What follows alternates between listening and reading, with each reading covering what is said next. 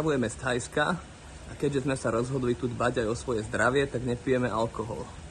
Objavili sme takýto výnimočný a atraktívny drink. Určite neuhádnete, z čoho to je. Je to čisto prírodný produkt.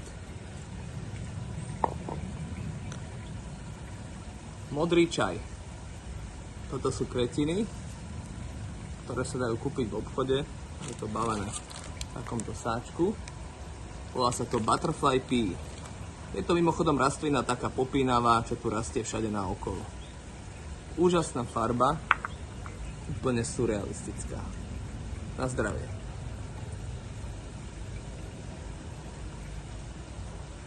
Vynikajúce.